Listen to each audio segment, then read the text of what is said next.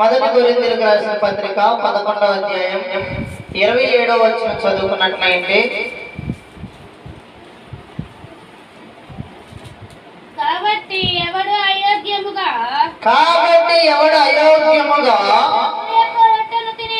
ప్రభు యొక్క రొట్టెను తినును లేక ఆయన పాత్రలోనే తాగును వాడు ప్రభు యొక్క శరీరమును గూర్చి రక్తమును గూర్చి అపరాధి అగును. కాబట్టి ప్రతి మనుషుడు తనను తాను పరీక్షించుకొనవలెను. అలాగు చేసి ఆ రొట్టెను తిని ఆ పాత్రలోనిది త్రాగవలెను. ప్రభు శరీరమని వివేచింపక తిని త్రాగువాడు తనకు శిక్షావిధి కలుగటకై తిని త్రాగుచున్నాడు.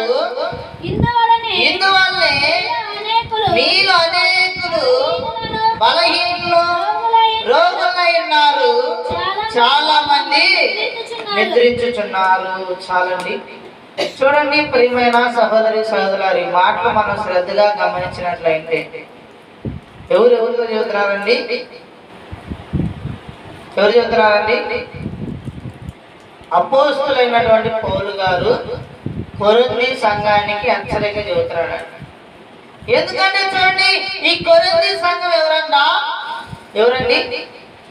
యేసు ప్రభువుని అంగీకరించినటువంటి మనుషులండి. అంటే చూడండి, యేసు ప్రభువుని ఎలాగ అంగీకరించారంటే చూడండి, వారి యొక్క జీవితం పాపం నుంచి, చూడండి వ్యభిచారం నుంచి, దొంగతనము నుంచి, అబద్ధముల నుంచి, అనేకమైన క్రూరత్వం నుంచి, అనేకమైనటువంటి అక్రమం నుంచి, అనేకమైనటువంటి దురాత్మల నుంచి, అనేకమైన వ్యాధుల నుంచి స్వస్థపడినటువంటి వ్యక్తులు ఏం చేశారండి? దేవుడు చేసినటువంటి సూచక్రియలను బట్టి, మహత్కార్యాలను బట్టి ఆయన ఎంత ఏముంచారండి? విశ్వాసం ఉంచి యేసుక్రీస్తు నామమున ఏం చేశారంటండి? బాప్తిసం పొందారండి.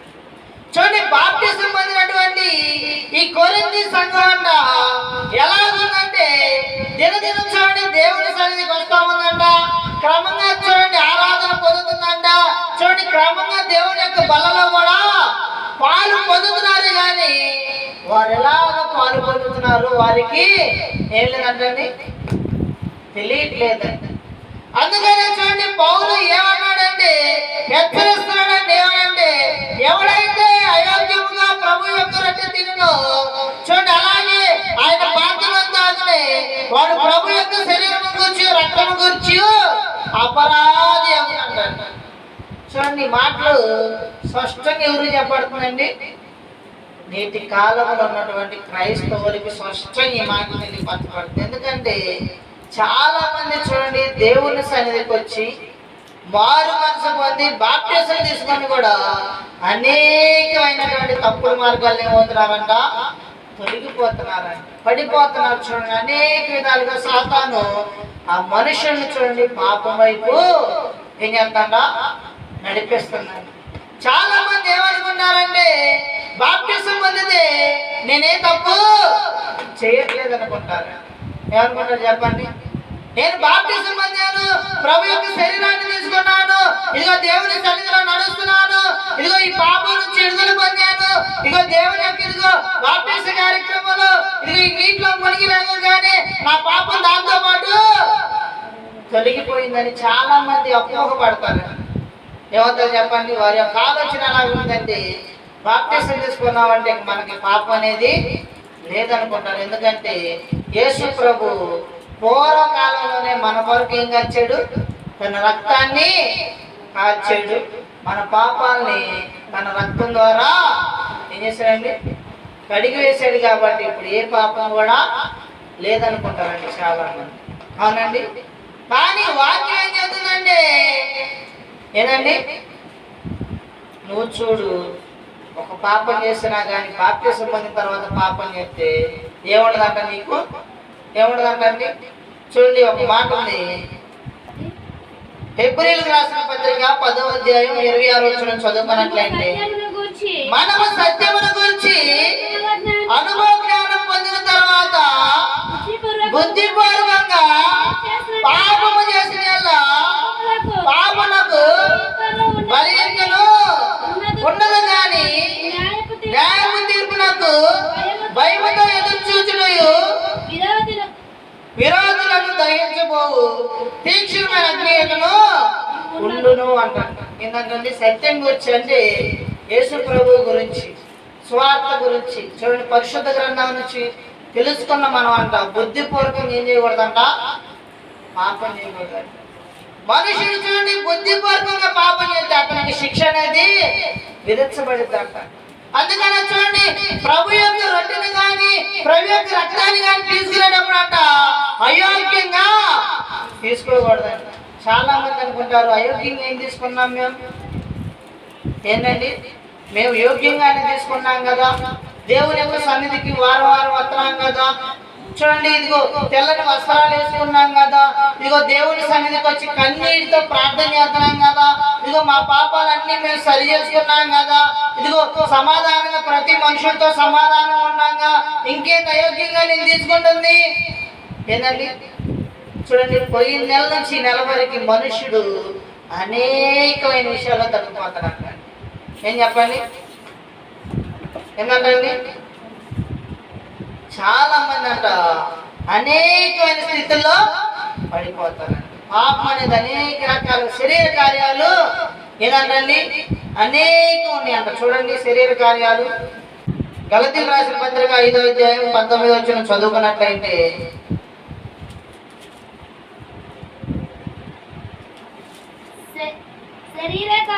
శరీర కార్యములు స్పష్టమై ఉన్నవి, అవేవనగా శారత్వము, అపవిత్రత, కాముకత్వము, విగ్రహారాధన, అవిచారము,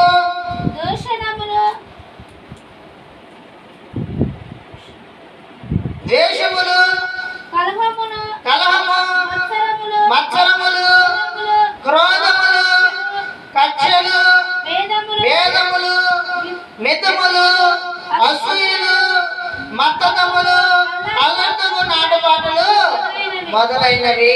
చూడండి ఇవేంటంట శరీర కార్యాలండి. కార్యాలంట బాప్తిసం పొందినా కానీ చాలా మంది మనుషులు ఈ కార్యాలు పోయినాయండి. చెప్పండి. బాప్తిసం పొందిన తర్వాత గొడవలు ఆడేవాళ్ళు లేరండి. బాప్తిసం పొందిన తర్వాత చూడండి జాగ్రత్తలు చేసేవాళ్ళు లేరా? బాప్తిసం పొందిన తర్వాత చూడండి విగ్రహారాధన చేసేవాళ్ళు లేరా? బాప్తిసం పొందిన తర్వాత చూడండి ఆచారాలు చేసేవాళ్ళు లేరా? చూడండి బాప్తిసం పొందిన తర్వాత చూడండి దేశం ఉన్నటువంటి వారు లేరా? బాప్తిసం పొందిన తర్వాత చూడండి గొడవలు పడేటువంటి వారు లేరా? తగులాడేటువంటి వారు లేరా? చూడండి మత్సరంగా ఇతరుల మీద ఇదిగో వారి సంపాదించారు వీరి సంపాదించారని వారి మీద వీరి మీద ఏడ్చేవారు లేరా? చూడండి బాప్తిసం పొందిన తర్వాత క్రోధములు కలిగినటువంటి వారు లేరా? కక్షలు కలిగినటువంటి వారు లేరా? చూడండి భేదాలు మీరిది మేమిది అనేటువంటి భేదం కలిగిన వారు లేరండి. చూడండి చాలా మంది అంట దేవుని యొక్క శరీరాన్ని తీసుకునే ముందర కూడా అనేకమైన తేడాలు ఉన్నాయి మనుషులు, అనేకమైనటువంటి పాపం అంట. ఇవన్నీ ఏంటంట శరీర కార్యాలంటే శరీరం ద్వారా చేసే పాపాలండి. ఏమేమి పాపం చెప్పండి? విగ్రహారాధన చేస్తారండి. క్రీస్తుని నమ్ముకొని బాప్తిసం పొంది ప్రభు బలలో చేసి కూడా విగ్రహారాధన ఆచారాలు చేస్తారంట.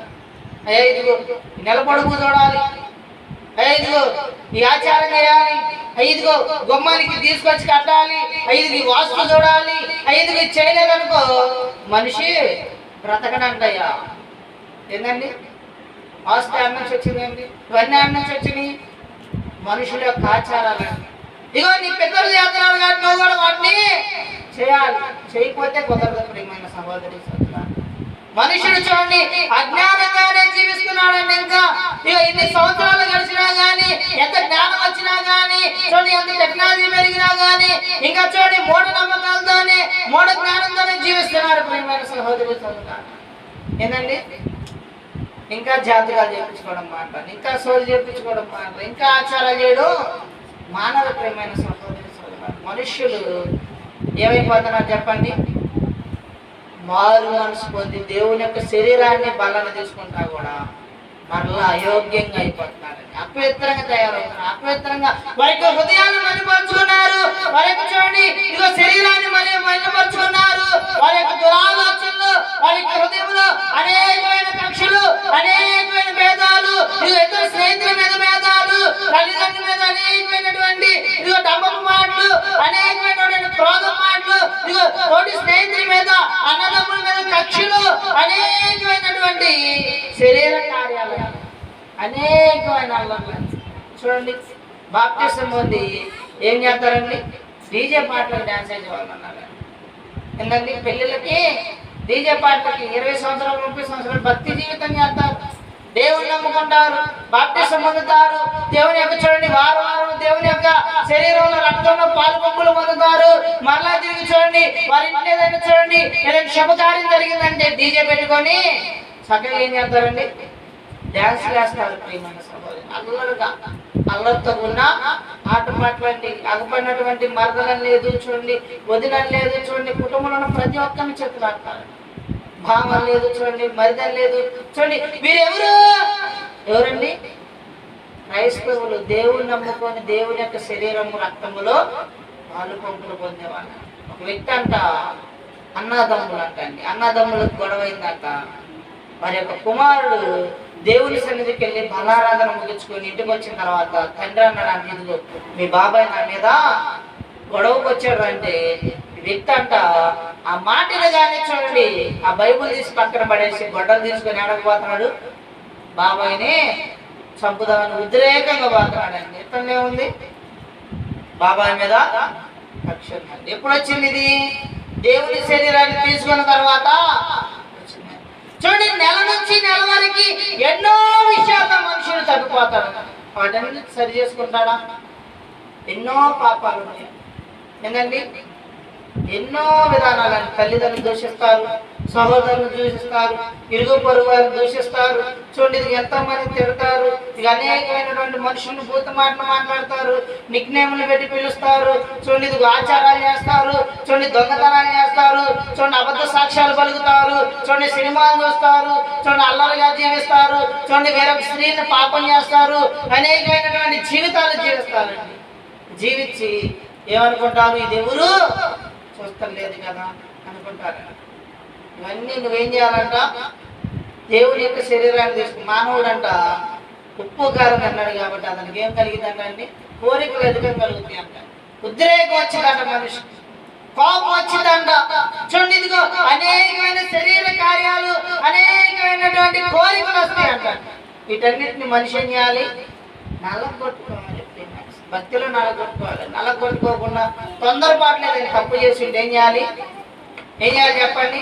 పౌలు చూడండి స్పష్టంగా మాట చెప్పాడు, అయ్యా తెలియక నేను చేస్తేని, తెలిసిన తర్వాత వాటిని మానేసాను. పొరపాటును చేసి మొత్తం సరి చేసుకోవాలి. కొంతమంది చూడండి తెలియక కొన్ని తప్పులు చేస్తూ ఉంటారు. ఏంటండి ఉద్యోగం చేసే దగ్గర చూడండి ఎవరైనా తెలియక ఏదైనా ఆచారం అయింది వస్తువు దాన్ని అంతే తీసుకుంటారు. తెలియక చేసిన తప్పులు కూడా పొరపాట్లు తెలియక. కొంతమంది చూడండి వారి వస్తువులు తెలియక వీళ్ళు సంచులు వేసుకొని వెళ్ళిపోతారండి, మర్చిపోయి తెలియక. అది పొరపాటు చేసినటువంటి తప్పులు అంటే దేవుని సన్నిధికి వస్తే ఏమవుతుంది అంట? సరి చేసుకోవాలి. అసలు ఎందుకు ఈ బల్లారాధన? ఎందుకండి కార్యక్రమం ఎందుకు చేస్తారు చెప్పండి? అసలు దేవుని యొక్క శరీరాన్ని రక్తాన్ని తీసుకున్నాం కాబట్టి అది ఎంతో పరిశుద్ధమైంది, ఎంతో చూడండి విలువైంది, ఎంతో చూడండి శక్తి కలిగింది కాబట్టి ఆ రక్తము చూడండి ఆ యొక్క శరీరం మన ఒంట్లోకి వెళ్తుంది కాబట్టి మన శరీరం ఎలా ఉండకూడదు? అపవిత్రంగా ఉండకూడదని వాటికంటే ముందు మనం ఏం చేసుకుంటాం? సరి చేసుకుంటాం. చూపుల్లో పడిపోయాం, మాటలో పడిపోయాం, తలంపుల్లో పడిపోయాం, క్రియల్లో పడిపోయామా, చేతుల ద్వారా ఏమైనా పాపం చేసామా, నోటి ద్వారా ఏదైనా అపవిత్రమైన మాటలు మాట్లాడామా, చూడండి మనసు ద్వారా చూడండి అనేకమైనటువంటి మోపు చూపులు ఏమైనా చూసామా, ప్రతిదీ చూడండి ఏం చేయాలంట? సరి చేసుకోవాలి. అందుకని ఏమన్నాడు? అయోగ్యంగా రొట్టె తీసుకోని వాడు ఏమవుతాడంటండి? అపరాధి అవుతాడు. కాబట్టి ఏం చేయాలంట? తనను తాను ఏం చేయాలి? తనను తాను పరీక్షించుకోవాలండి. తనను తాను పరీక్షించుకొని అప్పుడు అంట ఏం చేయాలండి, తనను తాను పరీక్షించుకొని అలాగ చేసి ఆ రొట్టె తిని ఆ పాత్రలోనిది తాగవన్నాడు. ఏం చెప్పండి, ఒక భక్తుడు ఉన్నాడండి, యేసు ప్రభువుని వెంబడించాడు. యేసు ప్రభు ఎక్కడికి వెళ్తే అక్కడికి వెళ్ళాడు. యేసు ప్రభు చూడండి సువార్త ప్రకటించిన ప్రతి ప్రాంతానికి తిరిగాడండి. ఆయనతో పాటు తిరిగాడు. యేసు ప్రభుతో పాటు నివాసం ఉన్నాడు. యేసు ప్రభుతో పాటు చక్కగా తిన్నాడు. యేసు ప్రభుతో పాటు చూడండి సువార్తను ప్రకటించాడు. చూడండి ఇదిగో బందిపోటు దొంగ దేవుని యొక్క బిడ్డగా మార్చబడ్డాడు. ఎవరైనా ఇస్కరియోతు యోధా. ఈయన చూడండి యేసు ప్రభుతో పాటు నివాసం ఉండి ఆయనతో పాటు ఏ ప్రాంతాన్ని వెళ్ళి అక్కడ సువార్త ప్రకటించి అక్కడ ఉన్న ప్రజలకు ఆహారాన్ని ఇచ్చి అన్ని చేస్తుంటే యోధా మనసు ఏడుందంట, డబ్బు మీద ఉందని. యేసు ప్రభు ఏం చేశాడంటే యోధాకి డబ్బు సంచిచ్చాడు. ఆయన ఆ పరిచయం ఇచ్చాడు ఆయనకి. ఇదిగో ఇక్కడికి ఇదిగో వచ్చిన మనుషులు ఏ ధనాన్ని ఇచ్చినా ఆ ధనాన్ని నువ్వు ఉంచి వారి యొక్క ఆహారం కొరకు, వారి యొక్క చూడండి రొట్టెల కొరకు, వారికి ఏ వస్తువులు కావాలో అవన్నిటికీ సిద్ధపరచమని ఆయనకు ధన సంచిచ్చాడు. యేసు ప్రభుతో పాటు చక్కగా జీవించాడండి. ఎవరు? యోధా. వీరి జీవితం ఎలాగుందంటే బందిపోటు దొంగ జీవితం మార్చబడింది. కొన్నాళ్ళు చూడండి నడిచాడు, కొన్ని సంవత్సరాలు జీవించాడు, యేసు ప్రభుతో పాటు నడుస్తున్నాడు. యేసు ప్రభు ఎప్పుడు బలించినా దానిలో చూడండి చక్కగా కూర్చొని స్వీకరిస్తున్నాడు. ఒక దినాన ఏం జరిగిందంట, ఏం జరిగిందండి, లూకా సువార్త 22వ అధ్యాయం 3వ వచనం చదువుకున్నట్లయితే అంతటా 12 మంది శిష్యుల సంఖ్యలో చేరిన ఇస్కరియోతు యోధా అనబడిన యోధాలో సాతాను ప్రవేశించెను. చూడండి ఈయన యేసు ప్రభులో ఆయన యొక్క శిష్యుల్లో చేరాడు. అంటే ఈయన చూడండి బాప్టిజం పొందాడు, యేసు ప్రభుతో పాటు నడుస్తున్నాడు, ఇగో యేసు ప్రభుతో పాటు జీవిస్తున్నాడు. ఆయన ఎక్కడంటే అక్కడ ఉన్నాడు. ఆయన ఎక్కడ సువార్త చేస్తే ఆ ప్రాంతంలో ఉన్నాడు. ఇక ఆయన కొరకు ఇదిగో ప్రయాసపడుతున్నాడు, దేవుని సన్నిధిలో బ్రతుకుతున్నాడు. అలాంటి వ్యక్తి మీదకి ఏమొచ్చింది? చాలా మంది అనుకుంటారంటే మేము బాప్టిజం పొందాక మా మీదకి దెయ్యాలు రావు, మా మీదకి దురాత్మలు రావు, మా మీదకి ఏమి రావు అనుకుంటారు. సాతాను ఏం చేసిందంట, ఎవరి మీదకి వచ్చి చెప్పండి, ఎవరి మీదకి వచ్చి చెప్పండి, సాతాను కంట ఈ లోకంలో పాపం చేసే వాళ్ళు అస్సలు అవసరం లేదండి. ఎందుకంటే వాళ్ళందరూ సాతాను యొక్క బిడ్డలే, సాతాను యొక్క శిష్యులు. కాబట్టి ఈ లోకంలో పాపం చేసే కూడా అవసరం లేదు సాతానికి. ఎవరు కావాలి? చక్కగా చూడండి ఆదివారం చక్కగా తెల్ల డ్రెస్ వేసుకొని మందిరానికి వస్తారు చూసావా, వాళ్ళు కావాలండి. వాళ్ళని ఏం చేసింది, అది మందిరంలో కూర్చున్నట్టు కూర్చోబెట్టి ఏం చేసింది, నిద్రపోయేలాగా చేసింది. మందిరంలో కూర్చున్నట్టు కూర్చోబెట్టి ఏం చేసింది, ఫోన్ చూసేలాగా చేసింది. మందిరంలో కూర్చోబెట్టి ఏం చేసిందండి, వీళ్ళు ఏం చేస్తున్నారు వాళ్ళు ఏం చేస్తున్నారు అని చూసేలాగా చేసింది. రంపపు మాటలు మాట్లాడి మందిరంలో కూర్చోబెట్టి ఏం చేసిందండి, ఇది వాళ్ళకంటే ఉన్న వస్త్రాలు చూసావా, నా వర్ణాలు చూసావా ఎలాగుండియో, ఏంటండి ఏం చేసిందండి, వాళ్ళు ఏం చేస్తున్నారు వీళ్ళు ఏం చేస్తున్నారు అని అనేకమైన విధాలుగా క్రైస్తవుల్ని సాతాను ఏం చేసిందంట, తప్పుడు మార్గంలో నడిపించిందండి. అలాగే చూడండి యోధాలు కూడా ఏం చేస్తుందంటే, ఇగో ఎన్నాళ్ళు నువ్వు ధన సంచి నీ దగ్గర ఉంది కానీ ఆ ధనం మొత్తం నీదేనా, దేవుడి పాటు నడిస్తే ఎన్నాళ్ళు పోయినా కానీ నువ్వేం సంపాదించలేవు, నీకు ఆస్తి ఉండదు, నీకు పొలం ఉండదు, నీకేముండదు. కాబట్టి ఇదిగో యాస్తిదిగో నీకు అప్పగిస్తాను రా, యేసు ప్రభు నమ్మేసామనుకో నీకు కొంత ధనం వచ్చిందండి. సాతాను ఏం చేసిందండి, ఏం చేసింది చెప్పండి, యోధాలోకి దూరిందండి. చాలా మంది అనుకుంటారు నేను భక్తి పౌరుని, నాలోకి సాతాను మెల్లగా వచ్చిందండి. అది వచ్చినట్టు కూడా మనిషికి ఎలా తెలిసిందని చెప్పండి యోధాకి. అప్పుడు యేసు ప్రభు అన్నాడు, ఇదిగో నేను అప్పగించుకునే సమయం వచ్చింది, నాకు అప్పగించుకునే సమయం వచ్చింది, ఇదిగో మీలో ఒక నన్ను ఏం చేస్తానన్నాడండి, మీ 12 మందిలో ఒకడే నన్ను అప్పగిస్తారంటే అక్కడున్న మనుషులందరూ అయ్యా నేనా అంటే యోధ ఏమన్నాడండి, చూడండి మత్తయి సువార్త 26వ అధ్యాయం 25వ వచనం చదువుకున్నట్లయితే ఆయనను అప్పగించిన యోధ బోధకుడా నేనా అని అడుగుతా ఆయన నీవన్నట్టే నేను చాలా మంది చూడండి, అయ్యా నువ్వు పాపం చేశాను. నేనేం పాపం చేశాను, నేనేం తప్పిపోయాను. చూడండి, ప్రభు యొక్క బల్ల తీసుకునేటప్పుడు అయ్యా ఏదైనా తప్పు ఉంటే సరి చేసుకున్నా, ఏదైనా లోపం ఉంటే సరి చేసుకున్నా అంటే మొహాలు చూస్తా ఉంటాండి. మాకు ఏ లోపం ఉందని, మనమేం తప్పు చేసాం అనుకుంటారు చాలా. ఏంటండి, నీ పొరుగు అని తిరస్కరించడం ఏదంట, నీ పొరుగు అని తిరస్కరించడం కూడా పాపం. చూడండి, అన్నదమ్ములు సమాధానం ఉండదు, కొంతమంది అక్క చెల్లెలు సమాధానం ఉండదు, తల్లిదండ్రులు సమాధానం, బిడ్డలకు సమాధానం ఉండదు. ఏం చేస్తారంటే బల్ల వచ్చిందంటే చక్కగా నడుచుకుంటూ రోడ్డు మీద పోతే ఏమంటారు, అక్క ఏం కూరండి ఏమంటారండి, అన్న యాడికి వెళ్తారా, ఇదేందండి నీ పొరుగు వారితో సమాధానం పడతాం. ఇదేనండి సమాధానం అంటే. అన్న ఇదిగో నీ విషయంలో నేను అన్నాను తప్పైంది క్షమించు, అక్క ఇదిగో నీ విషయంలో అన్నాను తప్పని క్షమించు, చెల్లి ఇదిగో నేను ఇదిగో బాధ పెట్టాను క్షమించు, ఇదిగో నేను దేవుని యొక్క శరీరాన్ని రక్తాన్ని తీసుకోవడానికి పోతున్నా కాబట్టి నా హృదయం పరిశుద్ధంగా ఉండాలి, ఇదిగో ఎన్నో విషయాల్లో తప్పిపోయానయ్యా, నువ్వేది అన్నావని ఉద్రేకులు నిన్ను మాట్లాడానయ్యా క్షమించు అని ఒప్పుకుంటారండి. ఏమంటారు, వెళ్తా ఏం కూర అక్క, ఏం కూర చెల్లి, ఏం చేస్తారా, బాగున్నాడా అన్న ఉన్నాడా, ఎక్కడికెళ్ళాడు, ఏంటండి సమాధానం అండి.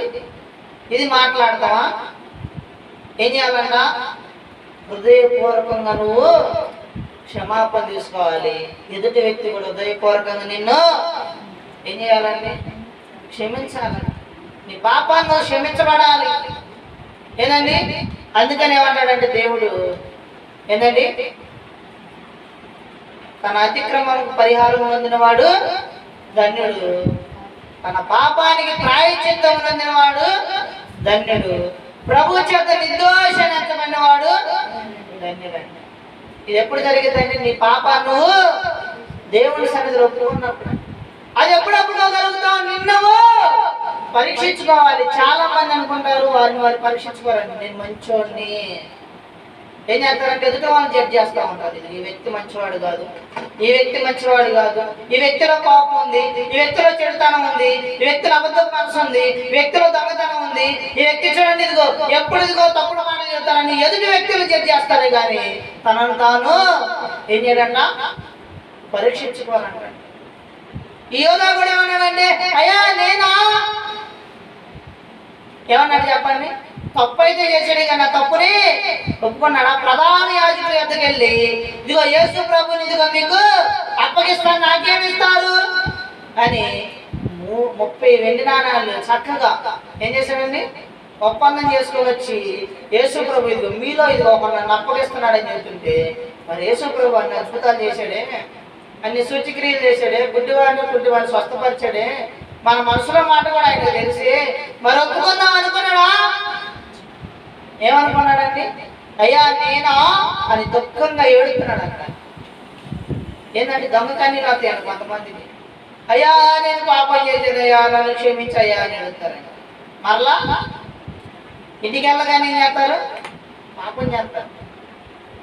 ఆ గంట సేపటికి అసలు ఎంత ఏడుతారండి, అసలు అమ్మో మామూలు ఏడుపు కాదు. ఆ గంట తర్వాత మళ్ళీ పాపం చేసేటప్పుడు భయం ఉండదు కాక. ఎందుకని వచ్చే నెల గంట సేపు ఎడితే సరిపోయింది కదా, ఇంకా పాపం సరి చేసుకునే అలవాటు లేదు, ఆ ఏడుపుతానే పాపం. ఏంటంటే దేవుడు ఏడుపు చూడండి చూస్తాడు చెప్పండి. బుద్ధి కలిగిన కన్యకలు బుద్ధి లేని కన్యకలు ఉన్నారండి. వాళ్ళు ఏం చేశారంట, తలుపేసిన తర్వాత ఏడ్చారండి బుద్ధి లేని కన్యకలు, అయ్యా తలుపు తీయ్యా, అయ్యా తలుపు తీయ్యా అని ఎంత ఏడ్చినా కానీ తలుపు తీసాడు దేవుడు. తీసాడు చెప్పండి. నువ్వు దేవుడి సన్నిధిలో బలారాధనలో ఎంత ఏడ్చినా దేవుడు దాన్ని అయ్యా అయ్యా అని ఎంత ఏడ్చినా ఒప్పుకోడండి. ఏం కావాలి ఆయనకి, నీ పాపం అతిక్రమం దాచిపెట్టుకున్నవాడు వర్ధనుడు.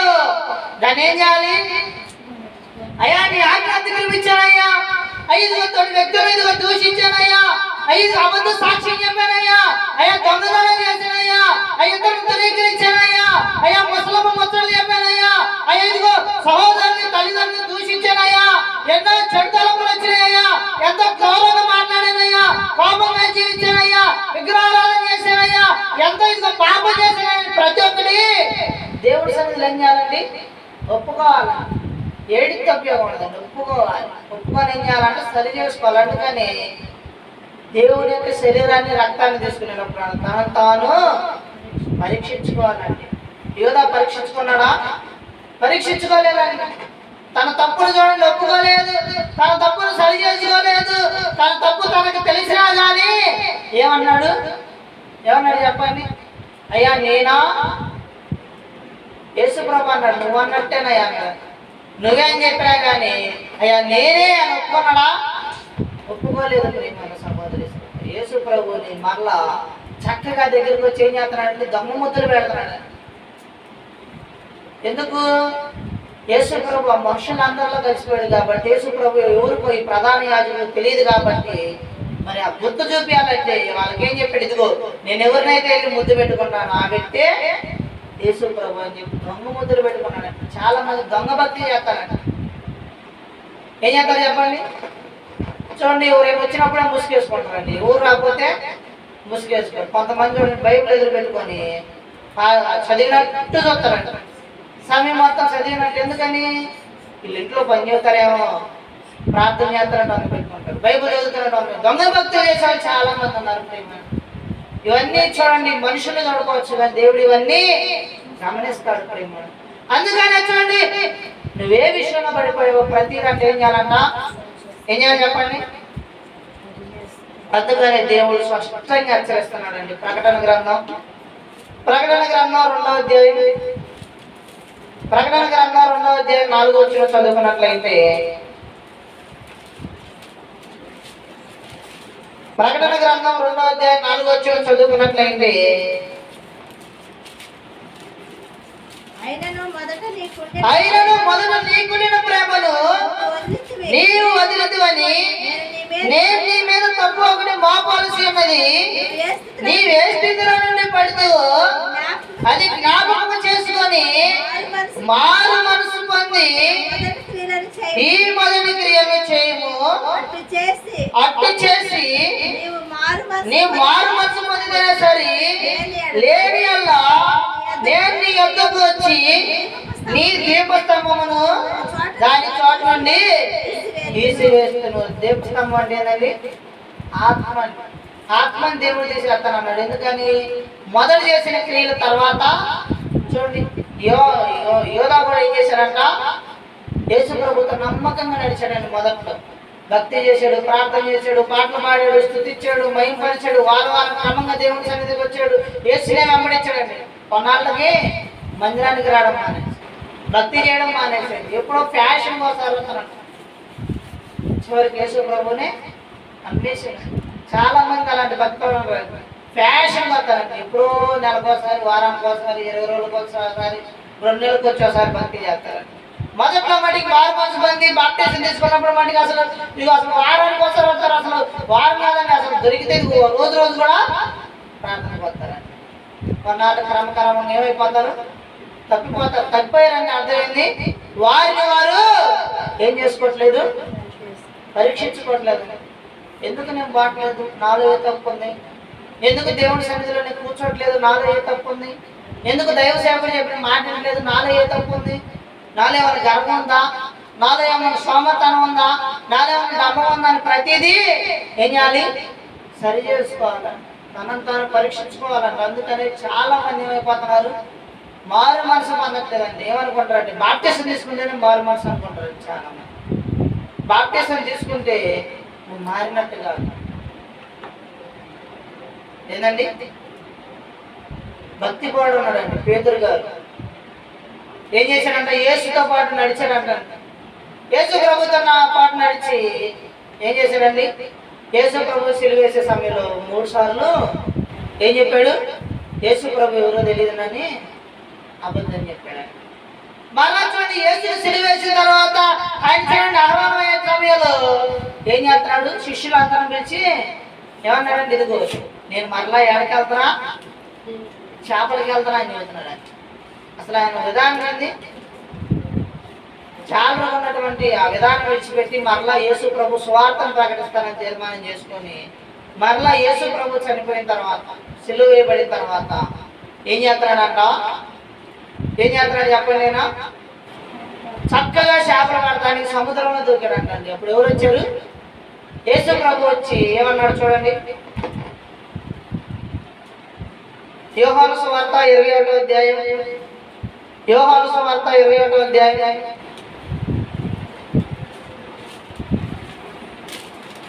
యోహాను సువార్త 21వ అధ్యాయం 7వ వచనం చదువుకున్నట్లయింది. కాబట్టి యేసు ప్రేమించిన శిష్యుడు ఆయన ప్రభుత్వం అని పేతురుతో చెప్పాను. ఆయన ప్రభు అని సీమోను పేతురు విని వస్త్రహీనుడైనందున పైబడ్డ వేసి సముద్రములో దుమికెను. వస్త్రహీనుడై చూడండి, చేపలు పట్టేటప్పుడు ఏముందండి? వస్త్రాలు అన్నమాట. ఎందుకంటే బురదలో దిగాలి కాబట్టి, నీళ్ళలో దిగాలి కాబట్టి వస్త్రాలు తీసి చాలా మంది చూడండి లోపలికి వెళ్ళారండి. దేవుడు ఇచ్చినటువంటి శ్రేష్టమైన వస్త్రాలని తీసేసుకుని వెళ్తారండి. ఆ పనులకు వెళ్ళిపోతారు. ఇక మనం పొందేది. మరి బాప్టిజం మంది వచ్చే డీజే పాటలు డ్యాన్స్ చేస్తున్నారని 10 మంది అనుకుంటారు. అనుకోండి, బాప్టిజం మంది ఆచారం చేస్తున్నారని 10 మంది అనుకుంటారని అనుకోని చాలా మంది ఏం చేస్తారండి? ఆ వస్త్రాన్ని తీసేస్తారండి. శ్రేష్టమైన వస్త్రాన్ని, దేవుడు ఇచ్చినటువంటి వస్త్రాన్ని తీసేసి ఏం చేస్తారు? శరీర కార్యాల వైపు వెళ్ళిపోతారు. పరిశుద్ధమైన వస్త్రాన్ని కలిగించుకుంటారు. ఇంకా చూడండి, లోకంలో పాపంలో మునిగిపోతారండి. ఈయన కూడా ఏం చేస్తున్నాడు? పేతురు చక్కగా సముద్రంలోకి వెళ్ళిపోయి చేపలు పడుతున్నాడండి. దేవుడికి ఏమని తీర్మానం చేశాడు? అయ్యిదిగో నేను ఇంకెప్పుడు చేపలు పట్టను. యేసు ప్రభువు అన్నాడు, మనుషులు బట్టి జాగ్రత్తగా నిన్ను చేస్తానన్నాడు. మరి చేపలు ఎందుకు పట్టుకున్నాడు? మరలా లోకంలో పడిపోయాడు, మరలా పాపంలో పడిపోయాడు, మరలా చెడుతనంలో పడిపోయాడు. మరలా ఏం చేశాడు చెప్పండి? చాలా మంది అలాగే బాప్టిజం మంది మరలా లోకంలో పడిపోయారు. వారి యొక్క స్థితిని సరి చేసుకోరు, పరీక్షించుకోరు. ఎక్కడ తప్పు జరిగింది లేదండి? చాలా మంది చూడండి లోకంలో ఉన్న పాపంలో పడిపోతున్నారు. ప్రియమైన సహోదరులు, సరి చేసుకునే వాళ్ళే మరలా చూడండి పాపంలో పడి కూడా మరలా చక్కగా నెలకి దేవుడి సన్నిధికి వచ్చి బల్ల తీసుకుని వెళ్తారు. యోధ ఎట్లా తీసుకున్నాడు చెప్పండి? బల్ల తీసుకునే సమయంలోనే వచ్చింది ఆయనకి స్వాతంత్రం. ఏళ్ళలో కూడా ఏముంటుంది? దెయ్యాలు ఉంటాయి కానీ బల్ల చక్కగా తీసుకుంటారు. ఏ తప్పు సరి చేసుకోరు, ఏ పాపాన్ని సరి చేసుకోరు. ఏం చేస్తారు? ఇచ్చేవాళ్ళు కూడా అయోగ్యంగా ఇవ్వకూడదు. అందుకని ఏమనుందండి వాక్యం? అయోగ్యంగా రొట్టె తీసుకున్న వాడు ఏమవుతాడంట? శాపగ్రస్తుడు అవుతాడు. అలాంటి వాడికి నువ్వు కాబట్టి ఏం చేయాలి? ఇదిగో ఎక్కడైతే నువ్వు తప్పిపోయావు, మారు మనసు పొందిన దగ్గర నుంచి ఏ విషయంలో తప్పిపోయావు, మరలా ఏం చేయాలంట? నువ్వు పడిపోయే స్థితిని మరలా సరి చేసుకోవాలి, మార్చుకోవాలి, మారు మనసు పొందాలి. ఐదుగో బాప్టిజం తీసుకున్న తర్వాత నుంచి ఈ విషయంలో తప్పిపోయినాయా, ఇగో చూపులో తప్పిపోయినాయా, మాటలో తప్పిపోయినాయా, క్రియలో తప్పిపోయినాయా, నీ దేవుడి సన్నిధికి రావట్లేదయ్యా, ప్రార్థన చేయట్లేదయ్యా, ఇక పరిశుద్ధ గ్రంథం చదవట్లేదయ్యా, ఈ విషయంలో తప్పిపోయినాయా, నన్ను క్షమించని ఏం చేయాలండి? సరి చేసుకోవాలి. ప్రియమైన సహోదరి, యోధా కూడా సరి చేసుకోక ఏమైపోయాడంట? ఏమైపోయాడు చెప్పండి? ఉరివేసుకున్నాడంట. యేసు ప్రభువు చూడండి, పరిశుద్ధమైనటువంటి వ్యక్తిని మనుషులకు అప్పగించినందుకు ఏమైపోయాడు? ఉరివేసుకున్నాడంట. మనం కూడా అనుకుంటాం, మరి మన క్రైస్తవులకు మనం ఎలా అప్పగిస్తున్నాం? మనం కూడా యోధా లాంటి వాళ్ళం. ఎందుకని చెప్పండి?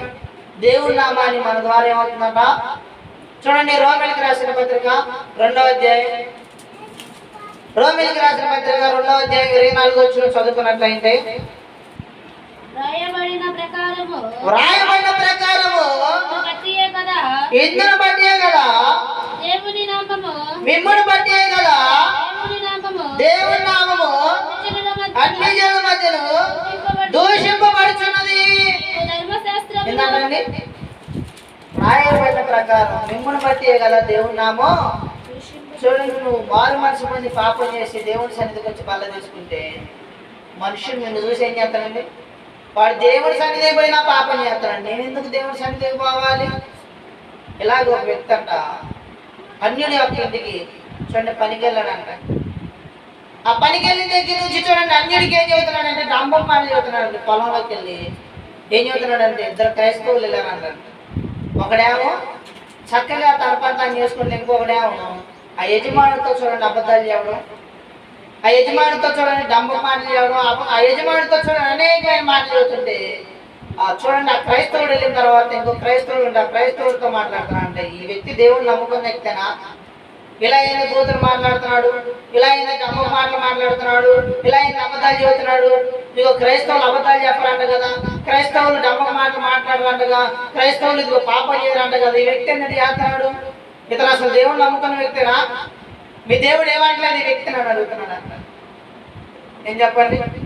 అన్ని జన్మ మొదట దేవుడు నామం ఏమవుతుందంట? దూషించబడుతుంది. ఎవరిని బట్టి?